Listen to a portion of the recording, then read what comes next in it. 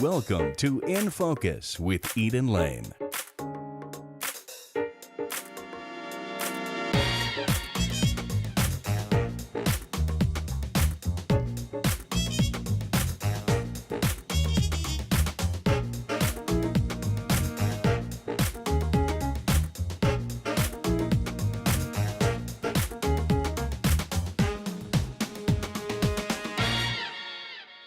Hi, I'm Eden Lane. Thanks for joining us on In Focus.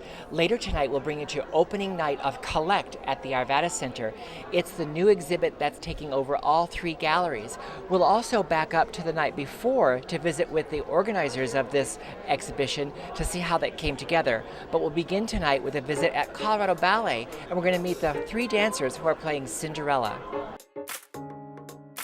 We were able to stop by the Colorado Ballet studios during a Saturday rehearsal for their latest production, Cinderella. Here's a brief look.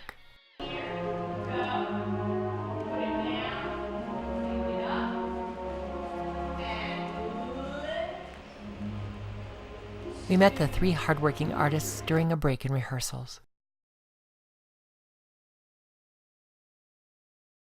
Thank you for dashing down here between rehearsals during your break today for Cinderella. I really appreciate it. Not often do we get to speak to three dancers dancing the same role at the same time. So thank you so much. You're welcome. What is it like to share the role the way you're doing for this run of Cinderella? What is that like for you? Well, we often share roles. You do? Actually, yeah. So we're kind of used to that. And I feel like we kind of learn from each other. Really? In what way? Well, you see how somebody else takes on the character, and you might like something that they're doing. Or you can see like beautiful lines, from other ballerina, and you want to copy a little bit. Yeah. Or some movement, it's help. A little épaulement or tilting the Correct. head. Exactly. Yes, Exactly. yes. Yeah. So it's not competitive.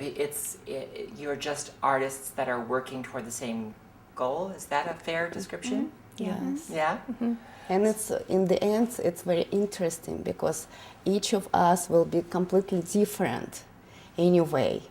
Because we have individual, interpretation. Yeah. And that's the interesting, thing about to have three casts of Cinderella, and the audience will, see this, different Cinderellas.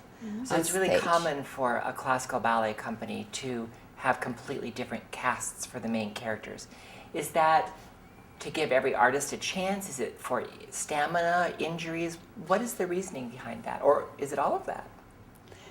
It's all of that. It's all I of think. that. Yeah. We need the rest. If you first. did every performance back after back after back, it would be a little taxing. So it's very different than like a Broadway production where they do 8 shows a week. A ballet dancer couldn't do 8 shows. It depends on the role. If you're doing a principal role, you usually wouldn't because you're carrying the ballet, basically. But a lot of, not to say that the corps de ballet isn't also carrying the ballet in their own way, but often the corps de ballet doesn't get to swap out, so they do have to do like a Broadway show every single show. So there'll be some dancers we see no matter what performance we attend. Yeah. Wow. And you'll see some dancers doing one role one night and one role another night. And so they'll alternate different roles. They'll be on stage every night or almost every night, but they'll be in different parts. They might be doing this divertissement and then some other Character, soloist. yeah. That's wonderful. So as you're creating this production of Cinderella at Colorado Ballet, this is different. This is not like old choreography from 100 years ago. This is newer choreography. So have any of you danced this before? Yes, we danced, but different choreography. version. So not this version before. Not this version. This is my first time doing Cinderella, the At role all. of Cinderella. Well, I've done the fairy godmother, but not Cinderella. Yeah. So what is that like for you to have this be your first Cinderella? It's pretty exciting. I'm learning a lot from them. Even though this choreography will be new to Colorado Ballet, the music is the same, isn't it? Yes. It's Yes, the same Yes. score. Sergei Yeah. Prokofiev. Same score, but different arrangement. Oh, Yeah. So how is this choreography different than what we might have seen before? One of the differences is that the stepsisters are men instead of women. Oh, And in the last version we did, there were women. And so our relationship with the stepsisters, even though the idea is the same, it has a different energy about it when so you're are playing they off still of men sisters instead of being women. danced by men as a character? That's Yes. right. Yeah. Yeah. So they're basically men in drag, if you want to say. Yeah. So the men are portraying women, but their steps tend to be a little bit not more masculine, but they're stronger. For sure. They're not dancing on point the way you are. No. But as we're seeing your stepsisters, we're supposed to see them as your stepsisters, not men in Yes. drag, right? Yeah, right. So there's Right. that dual layer of humor going on. Yes. Oh in this yes, production. there is a lot of That humor. sounds delightful. Right. Yeah. I was just remembering Janie Parker, who's setting the ballet. She said that the reason Ben Stevenson had men do the stepsisters is so that Cinderella would always look feminine and delicate and soft Fragile, and fragile, yeah. because no matter who was playing the stepsisters, that you couldn't how could you not look more feminine and Princess. princess-like In front of two men. yeah. Now that brings us to a really interesting point. A lot of the audience that loves Colorado Ballet consists of lots of young girls who love ballet, who may or may not be taking ballet themselves, but just sort of adore you as ballerinas. And this is the perfect story to be able to tell for them. What does that feel like for you to know that these young girls are sitting there the way you may have done when you were a young girl, watching another ballerina take on this role? What does that feel like for you as an artist? For every ballet, for me, that's pretty special. Yeah. Because that's our goal, is to touch the audience, and especially the little ones who, we were there once, and Yeah. yeah. How about for you? Same, it's like, if you believe in yourself, like Cinderella, you will get, attention and appreciations from the audience. It's the best thing. And I can say our life, it's like Cinderella's story. Yeah, it kind of is. Dancers, ballet dancers, we're like, working so hard every day. And in the end, we are like, after beautiful performance, and we're like In a seeing this tutu and a energy crown. and every audience clapping to you, and this is the why we're doing this. Yeah. That's perfect. Ladies, thank you so very much for coming down and interrupting your break from rehearsal to tell me a little bit about what it's like to create Cinderella, this new version for Colorado Ballet. I cannot wait to see you, and the fact that it's opening on Valentine's weekend is just perfect. Thank you so much. Thank you for Thank having you. us. Thank you.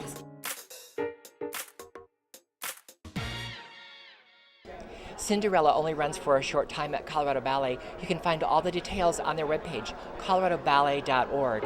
Now we'll bring you back to the night before this opening at the Arvada Center to see how this collection, this exhibit, came together.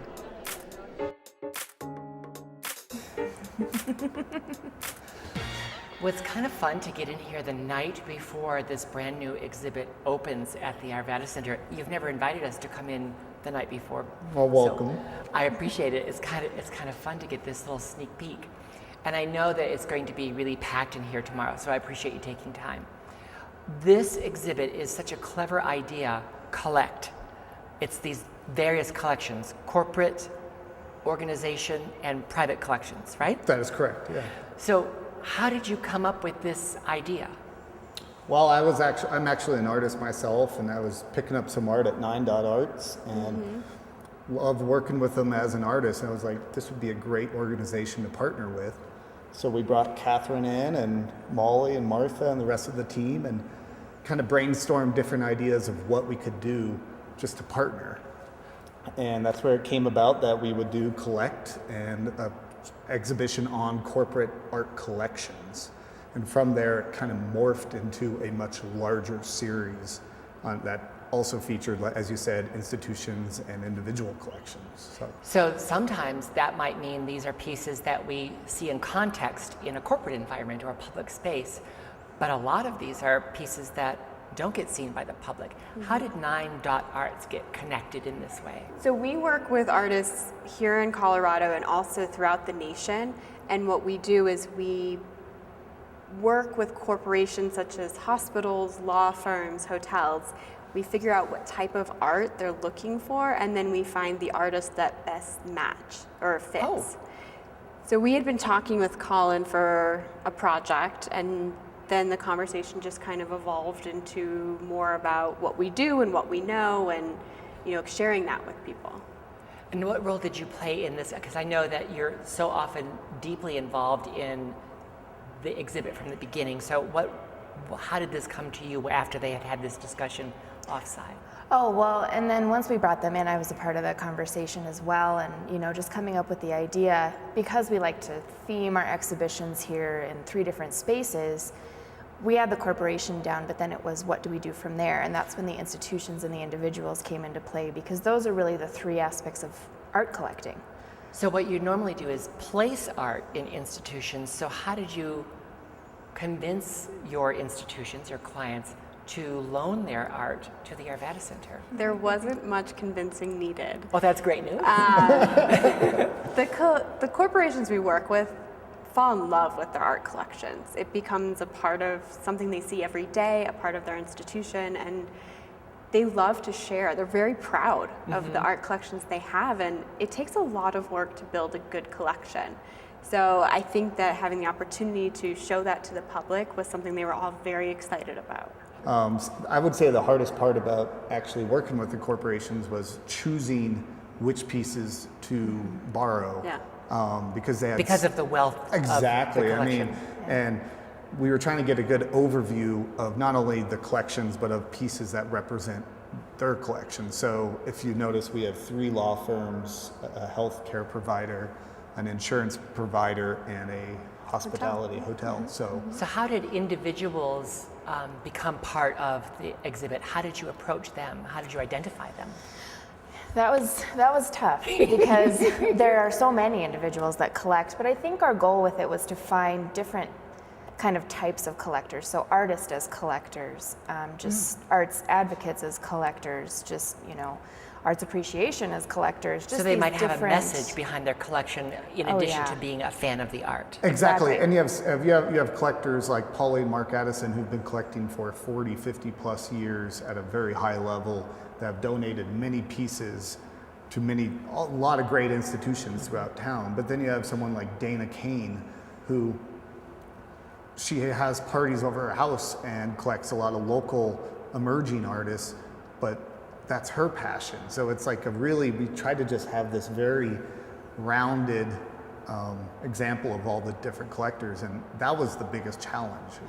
It's over 17 collections that we're featuring, and I think that's the unique and the challenges with this is, I think 9.Arts said it best, was instead of focusing on 1 or 2 collections like we could have, we decided let's have a broad spectrum of, not too many, but just enough to really showcase what's out there and why people collect. And it speaks to the idea that art isn't simply decor for these institutions, these corporations, and obviously for these individuals. It is an appreciation of art, which is why they want to share it. They're not just collecting art intelligently as art lovers, but they're collecting as part of their own narrative as an organization. So I think if you read some of the stories that are on the wall, but even when you just walk into the galleries, you'll get a sense of who these collectors are very quickly just by looking at the art on the wall. And that's really how we designed the space, so that you can just walk in and instantly feel like you're in a small version of their home or their office. And I think that's the same with the institutional collections. We have in the upper gallery is you have Colorado Springs Fine Arts Center that they collect a wide variety of items, but predominantly Hispanic or Latin, but a lot of contemporary work. So and maybe some art that was created there during the history of the Fine Arts correct. Center. We have an artist who lives in Manitou Springs who just had a solo exhibition there. that's why they chose him. Yeah. But then we have someone like Kirkland Museum, where their focus is Colorado artists, decorative art, and of course the Vance Kirkland pieces. So we have one of each kind And of course there's Andy Warhol here too. Wow. It's not a show without Andy. Well, and that's what was great about this exhibition is we were choosing the collections, and once the items started to be, here are the items that we would be willing to loan. Andy Warhol, Frank Stella, Diego Rivera, a lot of great artists that we're excited to show to our patrons. And what that also does is it allows the artists that might not be as well known from Colorado to be exhibited in the same company of those artists. Right next to them, in some cases, and that's what's exciting I'm a huge proponent of showing Colorado artists, but it's always nice to put that in context. Right. I think it also says that, a lot of people think museums need to collect just Warhol or just Picasso, but they're showing right alongside these local Colorado artists that are creating just as interesting of work. So it shows that collecting can be whatever you want it to be. Now we take you to opening night to get thoughts and reactions from some of the collectors. And we begin with the corporate collections. Well, we worked with 9 Arts for our art program, and we have such a unique program with our partnership with the Metropolitan State University of Denver. So we were selected to showcase our artwork here today. And that's a new property, so the collection is fairly new. That's true. We opened in 2012, and all of our artwork is either a product of a student, faculty, or alumni of the Metropolitan State University of Denver. Wow. Yes. And that's through the entire property? Through the entire property, and we have over 600 pieces. There was a committee of folks that did help us to select which pieces. So I worked with 9 Arts to help select the pieces. So we were very excited for the ones. We wanted to have a cross-section of all the faculty, to have a piece from a faculty member, a student, and an alumni present here today. It really gives our guests a chance to connect with the local community and to get a feel for the art programs that the university has and also locally here in Denver. So it gives our guests a real experience when they come to the Spring Hill Suites. What an amazing opportunity to have your corporate art collection featured in a new way. How did this happen for you? Well, we've been working with 9 Arts, who's been helping us collect and buy the art for the new hospital, which opens this year on 12, 13, 14. And so this art you're seeing right now has never been shown before. In fact, it's the first night we've seen it since we've selected it, and we're excited about being able to have it as part of this collection. And all of these, of course, are Colorado artists, so we're proud of that too. Beyond just having Colorado artists, how would you describe the collection for your hospital? So we've got, obviously with healthcare, we need to have pieces that are uplifting, that are positive. We've got pieces here that are pieces of our tradition. St. Joe's being in Denver for 140 years last year. And we want people to be able to come by, because when you come to a hospital, there's a lot of stress. Yeah. And we'd like to have the art collection be some place that you could stop and have a moment of peace and maybe take you to a place that's more pastoral. And it will speak to the people who work in the hospital as well. Exactly. So we've got 2,500 associates, which is our word for employees. We've got 1,200 medical staff. Plus we have about 19,000 inpatients a year that will, and then 100,000 outpatients a year that will see this every day. So it explains why so many of these pieces have a lot of exuberance to them. Is there one that's particularly a favorite of yours? So I think the piece that's going to be over the information desk in the main lobby is a piece that links the new hospital, which opens this year, to the hospital that was built in 1900. Wow. So we're trying to take advantage of our tradition and show that 140 years is a long time, and we're proud of the past, and now we've got a hospital that'll be around for another 100 years. Did you get to participate in selecting any of the pieces for the collection? I did, actually. I was very actively involved in the art committee, and it's something I had great fun doing. That plus the sculpture that we've also got that will be in front of the hospital once it opens. Next, we meet the representatives from the Clifford Still Museum and the Museo de las Americas. See a museum lend part of their collection to another gallery. How did that happen? Well, Colin came to us asking if we would want to be part of this exhibition, and since we've only opened about 2 years ago, we feel so new and anxious to get our word and our message out, so we were happy to do it. It also, I think, in some ways speaks to the whole dynamic that the Clifford Still Museum has embraced as part of your membership of the community here in collaborating and partnering with other organizations. I think so. I mean, being a single artist museum, to be able to collaborate allows us to extend what we do and who we serve. And I think the whole idea of collections, which this show is all about, is something that the Clifford Still Museum is so indebted to, the strength of our collection. Well, we are prohibited by the will of Clifford Still to lend these works here, so we had to try to make the museum come alive without actually bringing the art. And we tried to bring some of the experience, some of the graphic panels, archival materials, letters, bits from his record collection, so hopefully visitors can get a sense of what the visit to the museum will be through these objects. And what we're in front of is actually his work materials. We have so many examples of his pigments and his pastels and drawing supplies that we were easily able to lend those to this exhibition. Have you had a chance to wander around the rest of the exhibit yet? I have. The exhibition's wonderful, the range of institutions and the quality of the works. It's a really, really great show. Tonight, after visiting the different exhibitions, I think that is one of the best shows that the Arvada Center has produced in a long, long time. I wanted to make sure that the pieces that I selected truly were explain or speak about what museo houses in their collection. Beyond just pre-Columbian art. Exactly, beyond pre-Columbian art, beyond contemporary art, but the true sharing of the culture of the Americas. Ultimately, you have something that's really quite unique that I haven't even seen at the museo before, and that's this shaman piece behind you. Tell me about that. The shaman is a 17th century piece. It is a ritual piece that is being used in the dances. So it's not just a piece of art, it was actually in use in a ceremony. Exactly.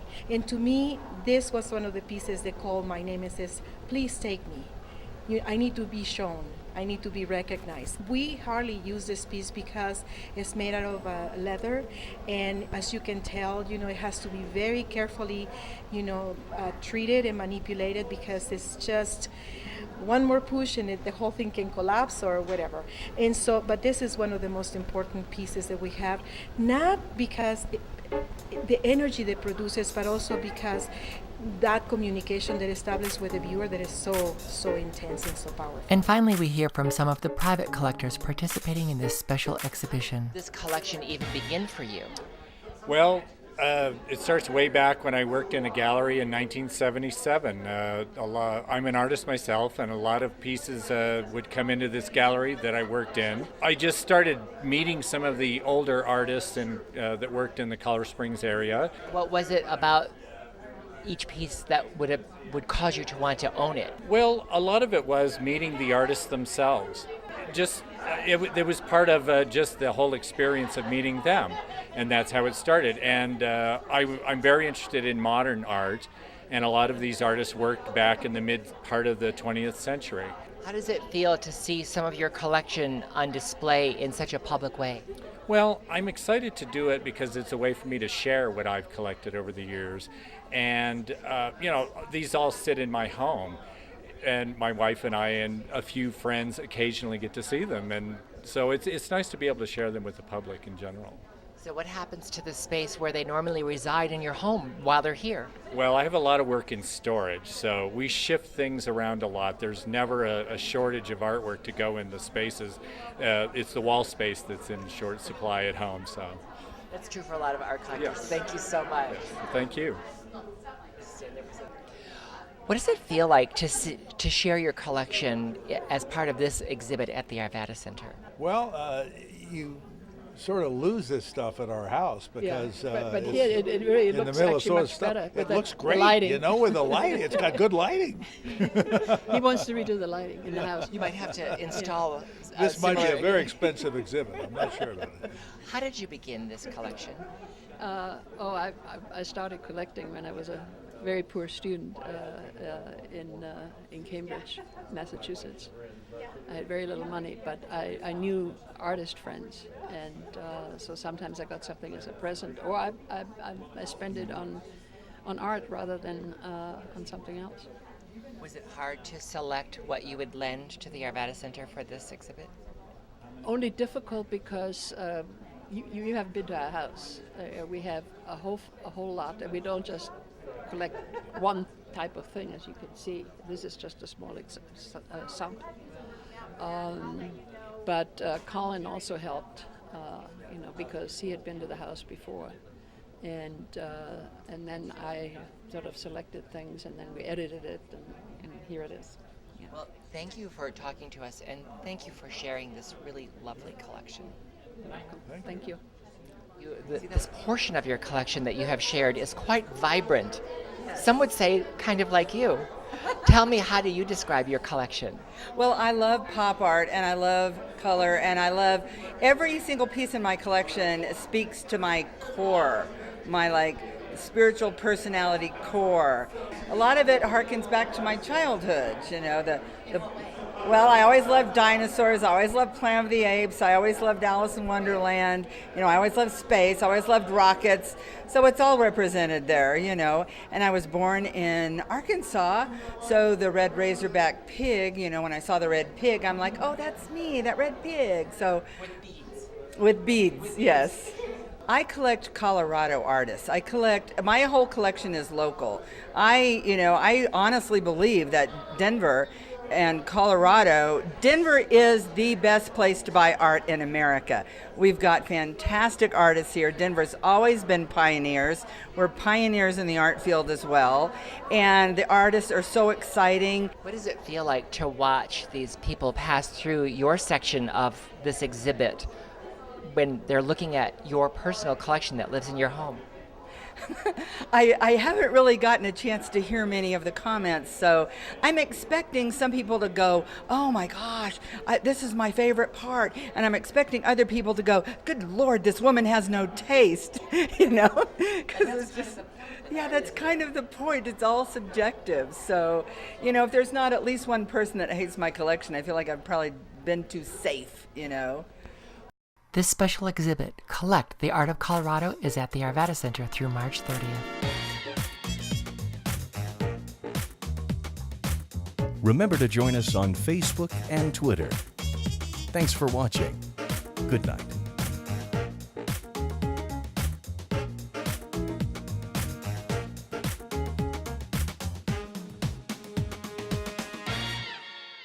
Snugglebug.